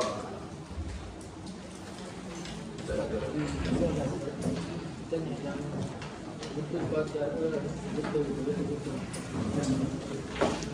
Betul bagi saya betul. Afdalnya buangkan. Baik, soalan yang bagus. Kuku, rambut, ya, part of body kita. Kalau perempuan, hati-hati. Rambut aurat walaupun sudah tercerai, terpisah. Kuku, tengok pendapat. Kalau kita pegang pendapat tangan ni aurat, kan pendapat aurat wanita tu seluruh tubuh. Hatta muka, hatta tapak tangan. Satu pendapat yang pertama. Tapi orang kita tak pakai. Banyak tak pakai. Dia pakai all dulu. Apa? Muka bukan aurat, tapak tangan bukan aurat. Okey, tak ada masalah. So kuku tak ada masalah. Kalau itu dipegang ni aurat, kalau yang pegang seluruh tubuh wanita tu aurat, makna kuku pun aurat. Bila dah potong, laki-laki jumpa, bukan mahram jumpa. Sama tengok hukumnya, mana dapat tu dosa. Kita sikat-sikat rambut, jatuh. Kita tak putih. Rambut memang aurat lah, confirm. Tak ada khilaf itu. Ya. So laki-laki bukan ajnabi, bukan mahram jumpa. Dia tengok dah dosa. Dia pegang dosa lain lagi. Tengok satu dosa, pegang satu dosa, dah dua. Yang umpunya kira ni lah, rupanya dosa. Itu sebab orang dulu disimpan, dipotong kat salon ke apa ke, dia minta balik bungkus, balik tanam. Paling selamat tanam, supaya tak ditemukan oleh ajnabi, supaya tak ditemukan, tak dilihat oleh bukan mahram. Buku tadi ada perincian, buku ada perincian. Kita tengok, kita ikut dari mana. Kalau kata kita pegang tangan ke aurat, tak ada isu lah. Isu tengok, isu pegang ada. Buku wanita memang, buku wanita kalau kita kata buka aurat, tengok yang tak boleh, pegang boleh. Boleh pegang buku. Tak boleh kalau haram, tengok, memang buka aurat. Tapi kita pegang, akak pegang, boleh saya pegang buku, tak pegang buku je. Haram. Tengok memang tak haram. Kalau kita kata buka aurat, 28. Kalau kita kata aurat, haram. Tengok haram. Pegang apa lagi. Tapi kalau bukan aurat, dia tak wajib tutup. Cuma pegang tak haram. Bila kita butuh sembarang, mak butuh buku sembarang, dia pakai pak. Datang pula, Pak Haji Siliga sebelah tengok, ni apa buku siapa ni? Dia buku kucing pun tengok, bukunya buku mak sebelah. Dia pun pegang, dan dosa memegang aurat orang perempuan, atau dosa memegang perempuan yang bukan mahram. Itu isu dia. Itu sebab dalam kitab Fathul Mu'in sebut watajibu muwaratuhu. Itu istilah dalam Fathul Mu'in. Wajib disembunyikan. Kok mana cara dia mana kau lah. Kalau tak jumpa tanah ke, bakar ke, ya, buku elok-elok ke, simpan buat kenangan kan, simpan. Apa nak buat? Orang dulu tanam. Zaman nenek saya ingat dia orang tanam. Betul? Orang dulu ngaji tu kan, bodoh-bodoh. Ada orang ngaji. Ada yang kata. Hanya kan ke laut, risiko juga orang jumpa kan. Tapi risiko terlanikan lebih besar kot daripada risiko pamat ada tu jumpa Biasa berteraih. Jadi memang ada juga ulama mengajarkan hanya ke laut. Bagi orang lelaki sama juga. Orang lelaki ni konsepnya sama juga. Okey, kita tahu lah kan, perempuan tengok haram kan? Tak haram. Kalau nafsu, kalau nafsu tak ada cerita. Tapi boleh pegang ke? Pegang kuku saya je. Boleh. Tak ada karang pun. Boleh. Saya potong ketek. Saya sepak kan. Mak sapu, buku siapa dia ambil? Ustaz ni, buat nak limat. Dia pegang dah tu, terus dah haram lah. Tengok memang dah haram. Pegang tu, isu pegang. Itu disimpan tadi, berdosa tak? Simpan lagi. Dia pegang, tapi apa terbang tinggi. Simpan ni kan buatkan Ustaz tadi. Itu contoh je. Kalau dah betul-betul, kalau kita ambil tu disimpan tadi, maka tak berdosa tak sebab kita simpan tadi. Kita tolong simpan kan. Tahu ke dia yang menyapu. Apa masalah kenapa mesti pegang? Kau yang menyapu kan? Lepas tu buang mana-mana kan. Kat pegawai longkang sikit, terus. Ataupun hanyut ke laut kan. Masuk plastik, masuk ke plastik sampah dah tahu, masuk ke plastik sampah, ikat, hanyut ke laut. Biarkan telan. Itu cara dia. Dia jangan sepak-sepak. Jangan sembarangan. Dia ada hukum kat situ. Orang dulu jaga ni, orang sekarang budi. Rata-rata je. Dalam masjid banyak saya jumpa. Jambut orang, misai orang, setiap orang boleh rasa. Dengan kuliah kan? Hidung, gaul-gaul, jauh. Banyak saya jumpa dekat masjid tu, kumpul banyak tu. Banyak. Digigil gitu, okey apa? Dengan ceramah ngantuk. Itu cerita dia. Jadi konsep dalam batu main dia pun dia bagi arah umum. Pokoknya wajibu muaratu. Wajib disembunyikan. Apa mana kau nak sembunyikan? Fikirlah. Kata satu ulama besar Madinah. Masih hidup lagi habis Zain di sini. Ulama besar Madinah kata kalau boleh pergi Madinah, masa pergi Madinah bawa tangan kat kaki. Pakai ke maklah tu. Kalau boleh. Kumpul, bagus, titik bagus. Kumpul mau kita punya rambut ke kuku tu. Kuku elok, tapi elok cantik dia, buku cantik dia lah. Janganlah boleh kalau nyapu pun nak nyantau lah kau bukan. Jangan polis Saudi tangkap lah kan. Mahal. Kuku rambut ni. Tujuan kita, kalau kita ke Baki, kan boleh ziarah tu pagi. Kan polis tak banyak kan. Jadi apa, dulu sambil tutup baju hati, buat korek-korek kanan. Korek-korek pelan-pelan, lepas tu kamu. Ada gimana tu? Wah, ada tu? Banyak. Bakir? Bakir saya tak mati tapi bakir lapang itu. Madinah banyak. Sebab polis dia tak ada. Ada dia lah kata, duduk dah bukan lupa kan. Sambil tutup baju hati, korek-korek sikit kan. Lepas tu kampung dah. Moga-moga kita ada kaitan dengan Madinah. Nabi kata kalau kamu tahu kuliah Madinah, kamu akan nak minta mati Madinah. Kamu apapun ke mana kau pergi Madinah boleh. Kata Nabi SAW. Aku akan beri syafaat orang Madinah. Yang mati kat Madinah itu. Kalau tak Madinah maklum. Ini second church. Jadi tidaknya kalau kita tak ada kat situ jasad kita, part of jasad kita ada kat situ. Tapi ingat kalau boleh tangkap jangan salah saya. Saya perlu lepas diri. Saya pun tak boleh lagi. Nama dah tak pergi kan. Kita rasa nak pergi. Ustaz bab solat tadi Ya. Kalau imam baca lama, ambillah 20 ayat. Makmum ni saya rasa kebanyakan beranak lah. Ya, ayat. Macam tu. Apa yang terbaik boleh kami lakukan? Dia baca lama 20 ayat. Kalau budak penat beranak dah, apa yang terbaik boleh buat? Dah baca Fatihah belum? Boleh? Dah baca Fatihah belum? Dah. Sila. Baca Fatihah dah baca. Sudah dah tak boleh. Dia nak dengar tu memang tak faham. Tak faham pun aja. Quran ni yang baca faham tak faham apa-apa.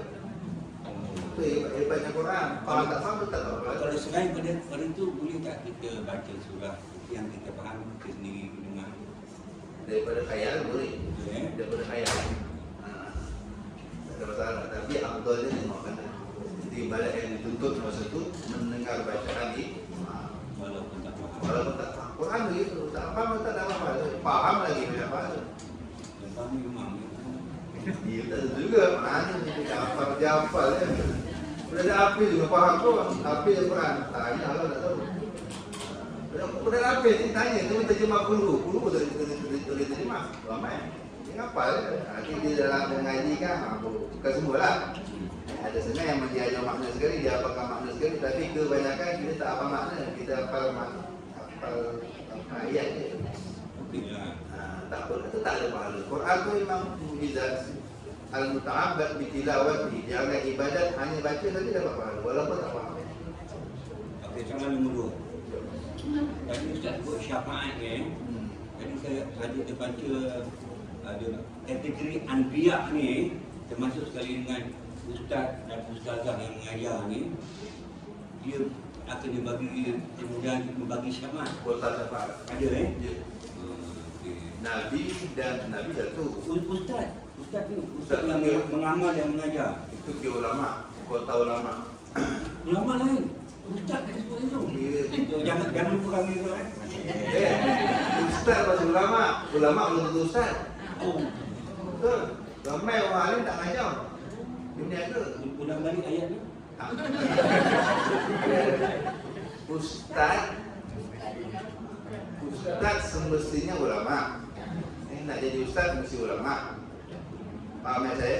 Dia tak boleh kata ustaz mesti ulama. Sebab zaman sekarang ramai je ustaz bukan ulama. Habit dia bagi ustaz. Dia ustaz. Dia ulama. Dia motivator. Dia bagi dia ustaz. Aku nak kena betulkan tu. Ustaz semestinya ulama. Faham? Nak jadi ustaz mesti ulama. Bisa dia ilmu lah. Oh dia ngajar. Tak ada ilmu nak ajar apa? Ustaz mana mengajar? Ustaz tu mana guru? Ustaz tu bahasa Parsi. Guru bahasa cikgu. Cikgu bahasa Melayu juga. Tak tahu siapa dia cikgu. Mu'alim bahasa Arab. Pak Ustaz tu bahasa Parsi. Ustaz bahasa Parsi cikgu. Tapi tak mesti ulama yang mengajar. Tidak semua ulama jadi ustaz betul. Ramai ulama balik pondok tak nak mengajar. Ini lagi. Tapi alim. Menteri Peminyakan Arab Saudi dulu, Syekh Zaki Yamani, alim. Tapi tak jadi ulama. Dia tak jadi ustaz. Jadi menteri. Menteri Minyak Arab Saudi, Syekh Zaki Yamani. Ayahnya itu dikenal Syekh Hasan Yamani. Orang gelar Imam Syafi'i Junior. Bapak dia Syekh Hasan Yamani. Dia alim tapi tak jadi ulama. Dia tak jadi ustaz. Dia ulama tak jadi ustaz. Jadi menteri. Kan? Kalau saya juga nak jadi menteri, boleh je. Ini daerah ini kan. Kalau nak, okey saya. Lepas ni tak ada kelas lah. Saya parlimen. Ustaz, tadi dalam keadaan hidup paling tu, kalau sampai kita dulu rangkai awal tu dan rangkai akhir. Bebas. Bebas. Tayar awal boleh, sebaik-baik dulu tayar awal atau tayar akhir. Ataupun sebenarnya ada panduan dalam kitab tersebut. Imam jangan ubah sila, jangan ubah kedudukan tayar awal dan akhir itu sehingga selesai Allah Ma'atas Salam. Doa lah, mana dah ada satu doa yang kita panjatkan untuk dibawa malaikat naik. Setiap lepas mayang ada malaikat khas untuk aminkan doa kita. So, lepas kita doa, Allah Ma'atas Salam ada doa. Malaikat dah doa, dan kita dah boleh ubah sila. Malaikat akan bangun, akan balik bila kita ubah sila. Daripada tahiyat ubah kepada sila, malaikat yang nak aminkan doa kita balik. Sebab sebelum nak ubah sila dah ada doa yang kita baca. Jadi biasa yang terawal kita baca Allahumma antas salamnya. Dan itu sila. Tak nak sila pun tak apa. Dia malaikat kali-kali mengaminkan terus. Sebab kita nak doa lain lagi. Fikar kata awal dari akhir, malaikat tu jangan balik dulu, aminkan lagi. Sebab kita ada nak doa lain.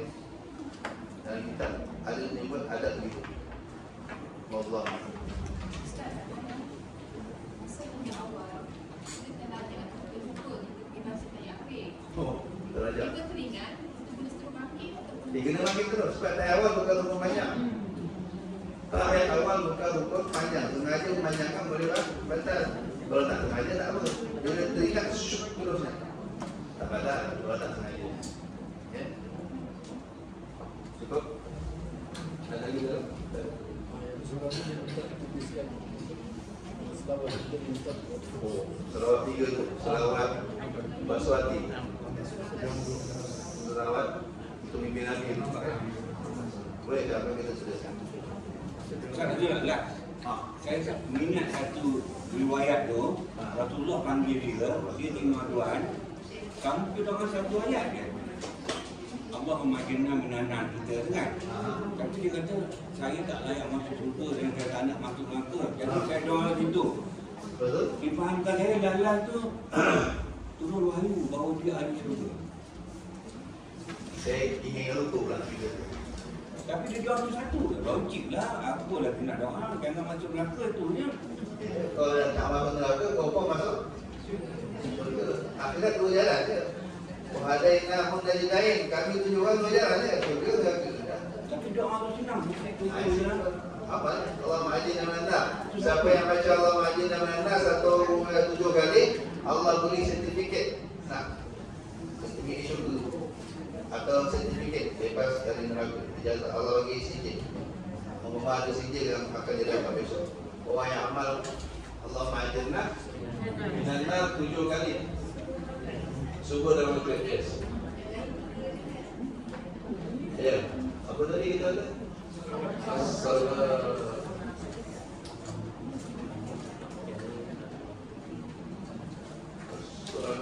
wassalam.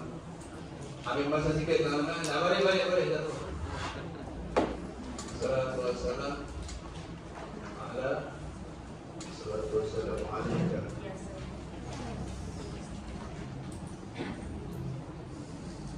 Siapa ada ajak boleh-boleh. Ada keperluan boleh-boleh dulu tak apa. Bukan boleh ambil dalam dulu. Assalatu wassalamu alaika ya sayyidi ya Rasulullah.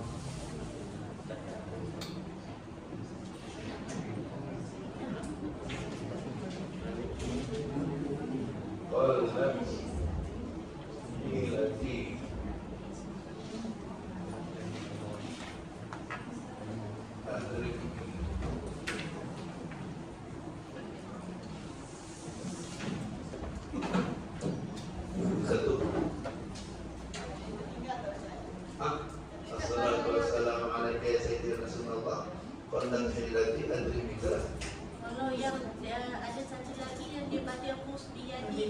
itu riwayat lain. Ada beberapa riwayat ni selawat istighfar dia panggil. Selawat adrik ni saya suka panggil selawat adrik ni. Istighfar dengan Rasulullah SAW. Ada beberapa riwayat, ada yang qad ilati khudh bi yadi ya Rasulullah. Ada yang Rasulullah dekat ujung. Assalatu wassalamu alaika ya assalatu wassalamu alaika ya sayyidi. Assalamualaikum warahmatullahi wabarakatuh. Ayuhan Nabi wa rahmatullahi wabarakatuh. Ada juga macam-macam riwayat. Ini yang saya dapat begini. Assalamualaikum ya sayyidi ya Rasulullah. Qalat sayyidati adrikni. 116. Kedua apa tadi? Ada sembahyang tu. Assalamualaikum ayuhan Nabi warahmatullah dan sembahyang. Assalamualaikum ayyuhan nabiyyu warahmatullah wabarakatuh. 116 kali. Okey. Yang ketiga ini pilih ana saya ini jadi jadi tambahan Sayyidina. Ada riwayat tak pakai Sayyidina, tambah bagus. Sayyidina Rasulullah. Nabi jadi Sayyidina Rasulullah sallallahu alaihi wasallam.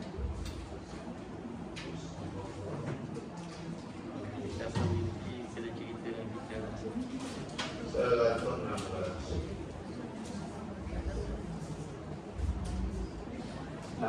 tak ya kot? Jahi. Jahi.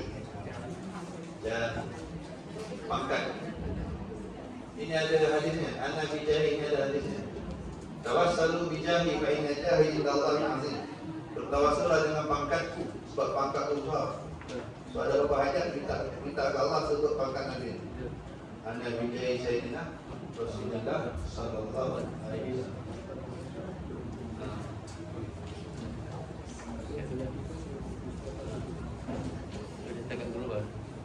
So boleh baca kan? Apa yang boleh baca? Ini Allah. Hilati.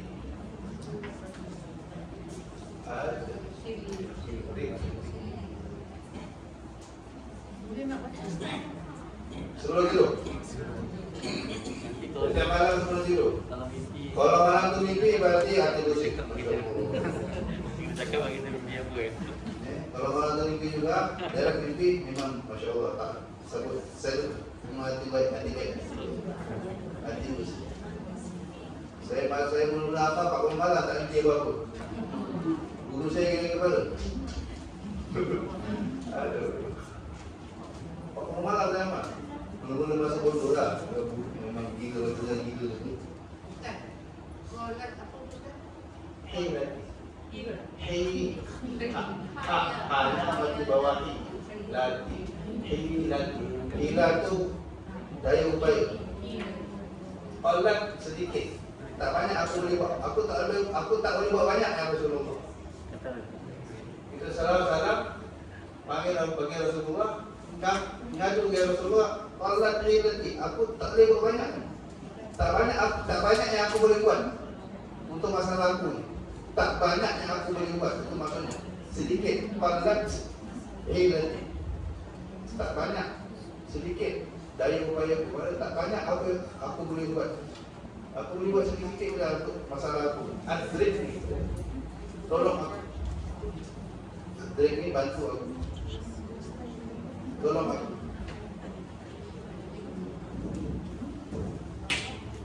Pak Ahmad Wahabi kata ni sesat kan? Saya cakap terang, kalau tu Pak Ahmad mungkin orang setengah orang dengar syirik kot dia. Orang minta tolongan Nabi dah mati dia. Tapi kalau ngaji ahli sunnah wal jamaah, sahabat buat, takkan sahabat syirik. Sahabat tak tolong Nabi, dia meninggal berapa ramai. Sahabat buat begini, istighatsah dengan Nabi sahabat. Siapa syirik kan baca disyirikkan sahabat. Jawab. Wali tak boleh Sama. Boleh. Banyak tak boleh. Tak ada masalah. Kita yang penting kita tetap meyakini Allah beri manfaat, Allah beri mudarat. Bukan wajib, bukan Nabi. Nabi ini syarat asbab-sebab. Baik wali, baik orang soleh, baik Nabi, selepas menikah boleh dia minta tolong. Tak tolong apa? Tolong doa lah. Tawassul lah, dipanggil tawassul. Tapi tawassul tu biasanya orang tak ada masalah. Istighatsah dia jadi masalah. Minta tolong orang tak mati. Panjang pembahasannya juga. Nak dalil berlambat, sahabat buat. Itu je sudah. Tak payah tanya mana-mana. Sahabat buat, aku ikut je. Ya, takkan sahabat sesat. Faham kan? Banyak dalil banyak. Sahabat seru Nabi, panggil Nabi, minta tolong Nabi setelah wafat, setelah meninggal. Dulu kalau ulama yang cakap ahli hadis tu ramai yang minta tolong Nabi. Ada 3 ulama ahli hadis, Ibnu Hibban, Imam Tabarani, Abu Syekh. Ada tak Ibnu Mukri. Mereka ke Madinah lapor, tak ada duit. Pergi depan kubur Nabi, terus cakap ya Rasulullah lapor. Nabi depan kubur, lapor ya Rasulullah. Betul tak duduk, tak ada apa pun. Kata Imam Tabarani dah duduk lah. Dia mati depan Nabi. Duduk lapor. Tiba-tiba pintu masjid orang ketuk. Buka, orang Madinah datang bawa makanan. Mana tu? Semua bukan orang. Ini tengah malam. Macam mana tuan tahu? Aku dah tidur, dah terlelap tadi. Tiba-tiba bikin Nabi datang, tunjuk ke aku, suruh masak. Nabi kata, kita tahu buka masjid, semalam lapor. Orang Madinah Madinah. Nabi datang dengan Injilnya, suruh masak.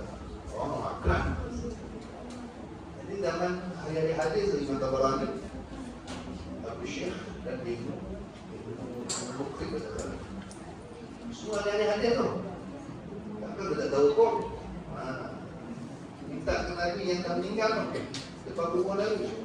Cakap dia tu, ya Rasulullah, apa ya Rasulullah?